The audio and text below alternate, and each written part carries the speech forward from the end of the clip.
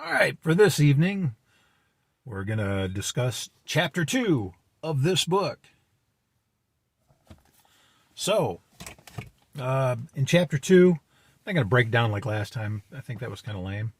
So, I'm trying to learn from what I'm doing. But anyway, in chapter 2, it goes over setting up a safe house, or actually, it would be more akin to a bug out location, but within a city. So basically, Turner's group, when they had realized things were starting to go bad, they decided to rent out an apartment or a flat or a house or something. And so they rented it out uh, before they actually needed it. And they put, food there, medical stuff, electronic stuff, stuff like that they thought they might need after the government took over or whatnot. So the one thing that they forgot though was cash. That you may need cash because in this new time, or with everything that's going on, political environment, um, if you can't work, if you can't have a job or an employment, where are you going to get your things from? So there's a black market that had been created, which is normal. I mean, if you go to third world countries, you'll find black markets. Hell, there was black markets in Germany when I was there. And when people say black market, it's not like you go to a flea market or something. It's like literally, um, how would I describe it? Remember when you were a teenager and you went to somebody's house to buy some pot? It's a lot like that. So you got a guy. You got a guy for this. You got a guy to get some pot. You got a guy to get some booze. You got a guy, to get gasoline, things like that. And that's how a black market works. The drug industry in America is basically a black market. So think of it like that. So they had to figure out ways to circumvent the the government and the different lockdowns, and the fact that they couldn't have a job. So his team, they're all unemployed now, and they're all in this small apartment. And so cash, they didn't have much cash set up in there. They didn't have any cash in there. All they had was what they had on them, which was just a few dollars. So they had to figure out a way to get money to survive, to buy food, fuel. Fuel is rationed, so they had to figure out a way to get fuel so they could go places. And with everything that's going on in our current time, with the special sauce mandates and people not being able to keep their jobs potentially, especially in other countries, like you heard about Austria, I'm sure, where they're basically separating their society into the people that have had the special sauce and the people that hadn't. And if you haven't had the special sauce there, then you're basically locked down. So that's going to create some problems. I mean, how are you going to support your family? So it's basically like that in the Turner Diaries. So, it's like a racial dystopia. It's set up based on race, and in this chapter, it gets squirrely. It's apparent that you know it's a racist book. They end up they decide to do robberies to get cash. So in the book they decide to rob some Jewish store owner and kill him. So that's whatever. It's that kind of book. It's a racist book, obviously. So not that I'd condone that ever, but it makes you wonder. In a certain situation, like with everything that's going on now, if you can't work, how are you going to get cash? Because you're going to need money to do things, to do whatever. So are you gonna rob people? Are you gonna steal things?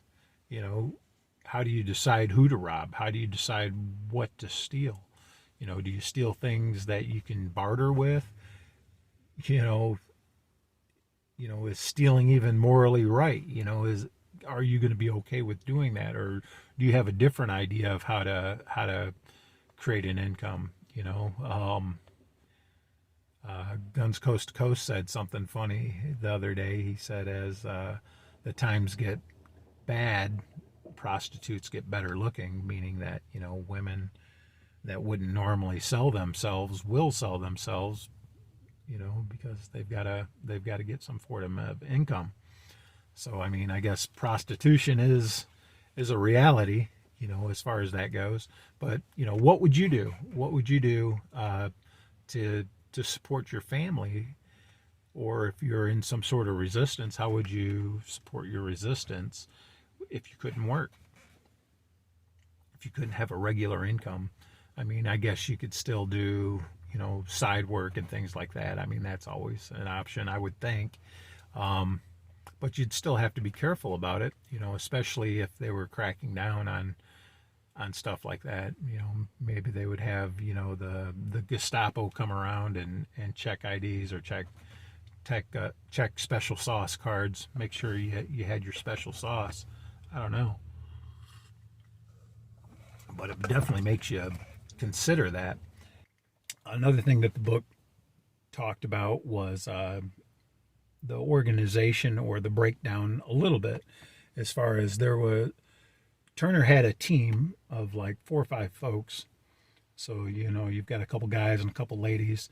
They've all got, their own specialties. Turner's like an electronics guy. You got another guy that's, kind of a badass, or somebody who's not afraid to hurt people. The women have their own skills. One's like a makeup artist, so she's able to make them look different. So when they do the robberies or go out, to do whatever they want that may not be considered a good thing or against the system, they get made up to look different. They change their appearance with wigs and prosthetics or things they put in their mouth or inside their nose to make their face structure look different. And it even causes them to talk a little different because of that. They change glasses, shave or not shave, that kind of thing. Just different ways to disguise yourself. So that's another thing to think about. And in the, the different, so you've got your team, and then you've got your mutual assistance groups. So there are other teams in the area, and everybody's kind of linked up to them. You've got basically one person that's contact with each mag, and then the different mags, are all part of this larger organization. So it's makes you think. Each group has its own jobs and has its own responsibilities. Like they're all supposed to be self-sustaining, so they shouldn't have to. They're not dependent on the organization. The organization is dependent on them. So each team has to support themselves so that they can do their own mission. So they have to get creative in ways of supporting themselves so they can survive in between missions and things like that. So the book's getting a little more interesting. It's going pretty quick. You got to keep in mind this is a dystopian, racial, like divided future. So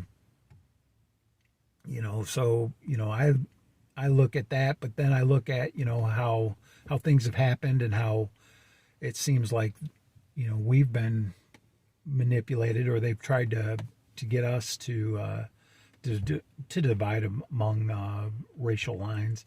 And I don't think it's worked that well. Maybe a little bit in some areas, but for the most part, I think people are pretty smart. They know that we're all in the same boat. You've still got the same rich people up at the top, and it doesn't matter what color you are. If you're in a certain income bracket, you're in it together. And that's the thing you got to remember when you read a book like this is, you know, try to glean from it good information and keep that bullshit out of your head.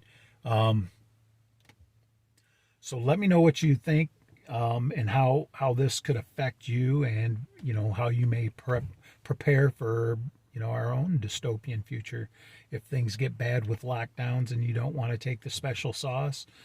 Or if you already have taken the special sauce, what are you going to do if you don't want to take, the extra cheese to go on top of the special sauce? Or, how who will help you, in the situations that you may find yourself in later, because either you didn't take the special sauce or some catastrophe happens or something like that. So these are the things that I'm thinking about, how it would apply in our current situation with everything that's going on. So anyway, drop your comments down below. I'll probably put this on as a premiere so I can check out the comments live. I'm trying to figure out how to do a live broadcast. I don't have that many subscribers, so I don't know how it's going to work. I'm trying, because I figured this would be kind of a cool subject to talk about live. So I'm going to try to do that, but bear with me. I'm not that great with electronics, and YouTube's kind of weird about smaller channels, so I don't have enough subscribers. So if you can get people to subscribe and check this out, and if we can get more people to participate in the discussion, that'd be awesome. Anyway, I'll check you YouTubers out later. See you.